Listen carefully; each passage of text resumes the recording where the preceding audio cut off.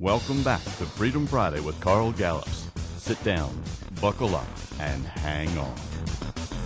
All right, folks, welcome back, America. Mike Shoesmith, welcome back. Listen, Mike, I'm going to get Mallory to play that clip again. It's only 40 seconds long. Folks, I want you to hear this again. Now you've heard Mike and I talk about this. Listen to what this chief of police says. This guy is not fit to be a cop, much less a chief of police. He's not fit to wear a uniform and a badge, and he's not fit to have a gun on his side with the force of government behind him. Listen to this. Let me set it up. This chief of police, he's before a bank of cameras and a bank of microphones. He's at a podium. He's surrounded by dignitaries, VIPs, men and women, people of different races. But off to his left shoulder, there's a big white guy standing there in a suit that's obviously some kind of politician dignitary, and right behind him is a black officer, and you should see their faces when this guy says what he says. Play it, Mallory.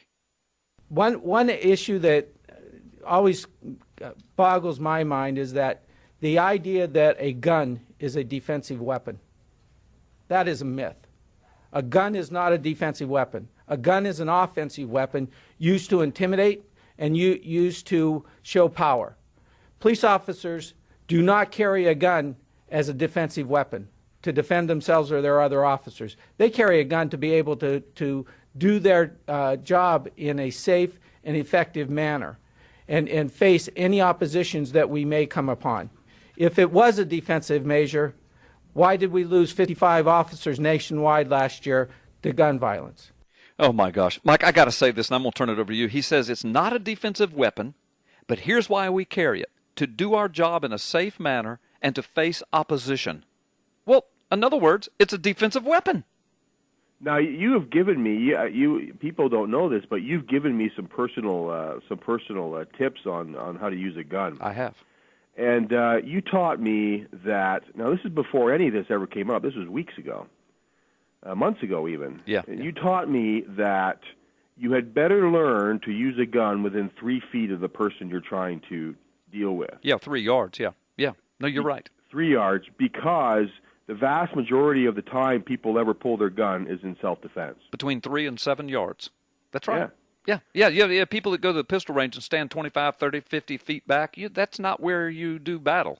You do battle up close. Right. You're so in a I mean, and you've done several classes on and taught people how to use their firearms properly. So I mean, something is wrong here with this. Something is wrong with this man. Speaking of crazy liberals. Yeah. Let's change subject. Go ahead. You've heard where Barack Obama is spending the long weekend, eh? Yes, Canada man, yes. Yes, I have heard. He's not going to be in Canada, though. No, he won't. He's going to be in Rush Limbaugh's backyard down in West Palm Beach, Florida. Yeah, he's going to be on the back 40 of my backyard. He's a long way from me, but he's in my state. But he's right in Rush Limbaugh's backyard, yeah. Yeah, and he's stopping in Chicago on the way there, perhaps to pick up a few thugs on his way.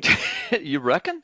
I don't know. He's not bringing Michelle with him. It could get ugly. Who knows? Yeah, pray for Rush, I guess. Yeah, there's no thugs in Chicago. What's up with the fact that Michelle Obama is not even going on vacation with her husband? I mean, so she's taking taxpayers' dollars and going on a big fancy vacation out west. He's taking taxpayers' dollars and going on a big fancy vacation down south.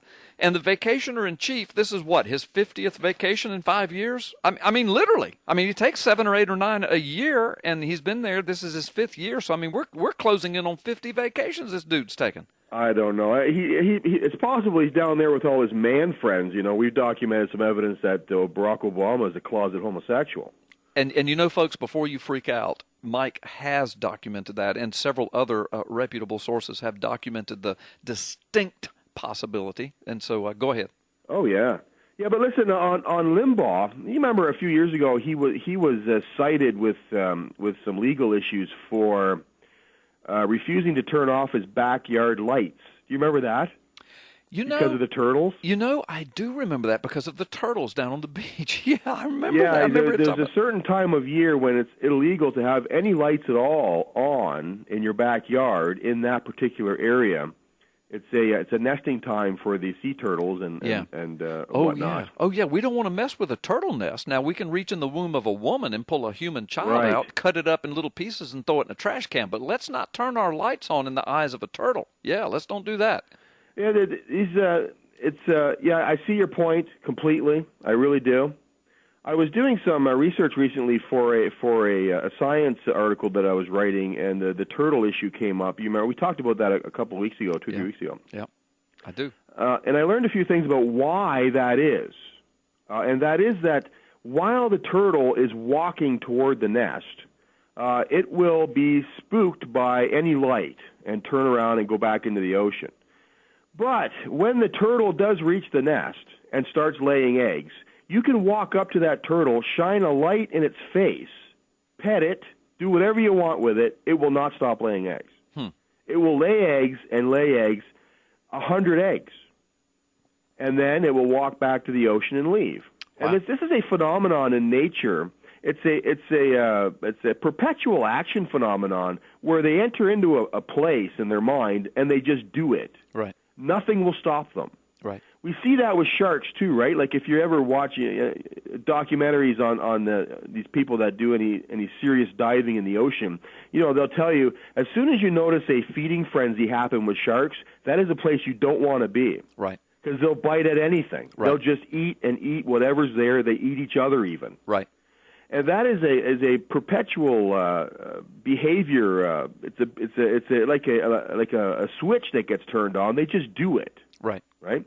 And the same thing goes for wolves. Now, some people may not realize that this may still happen today. It used to happen where Eskimos in the north, and I used to live with the Eskimos up in the northern, in the Arctic Circle up in Norway, and the way they used to kill a problem wolf was they used to dip a blade in blood, seal's blood or whatever, and they would keep doing that and let it freeze until it formed like a blood blade popsicle. Yep. Stick the blade shaft down into the snow, and the wolf would come and lick at it. Right. And it would enter into this place in its mind where it would just keep licking at this thing, no matter what. And eventually, the blood would turn warm. Right. And now it was really engaged, right? Because it's warm blood now. Right. And the wolf would be so engaged in this that nothing could stop it, and eventually it would just bleed to death. Right, because he was cutting his own tongue, and the warm blood was his, but he didn't know it. That's right, and this conversation, these articles came up in a recent counseling session I was engaged in with a man who had an addiction problem. And he's told me, and I was reminded of the wolf story when he told me, he said, I just can't help it. I just have to do it. Right. I'm driven to do it. Right. Now, we can excuse the wolves and the sharks and the snakes and all the animals for doing what they do, right? I mean, if you get bitten by a snake, you don't fault the snake. You just don't stick your hand in the snake's den anymore. That's right. You picked him up, so it's your fault, not his. Well, that's because that's the way they are. Right. This is what separates people from the animals, is that we can look at our body from the outside and say, body, you will submit to me. Right. I am not submitting to you anymore. Right. And we teach people how to do that. It's methodical, and the Bible actually gives us the formula for that.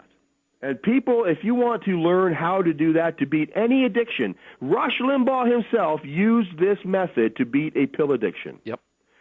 ppsimmons@live.com. If you send me an email, I will send you a free book, no charge, no obligation, on how to beat any addiction using this powerful tool given by Almighty God to beat any addiction. It doesn't matter what it is. Right. It's called The Fast Track to Freedom. That's the book. And it used to be for sale, and people were buying it, but it's so powerful. Mike just said, you know what? I'm taking it off sale, and I'm going to start giving it away. He will. He will do that. No strings attached whatsoever. So, folks, you got to get this book.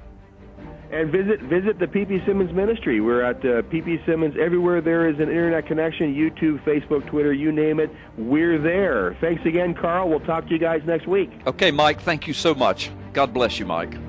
Well, folks, you were listening to Mike Shoesmith, our correspondent out of Toronto, Canada, to Freedom Friday. He's a great guy. He's got tons of information. He's funny. He's brilliant. He's a bright fella, and the man loves the Lord, and he's extremely committed to his work with the P.P. Simmons Ministry, reaching millions around the world, millions of people around the world. It's an amazing thing. You can write at ppsimmons@live.com, ppsimmons@live.com, and get Mike Shoesmith and or many others that work there, and get some live counseling right there. Go to carlgallups.com and click on the Do You Need Prayer link, and it'll take you to ppsimmons@live.com. Well, folks, we'll be back at the top of the hour. Dr. Gray's coming to us.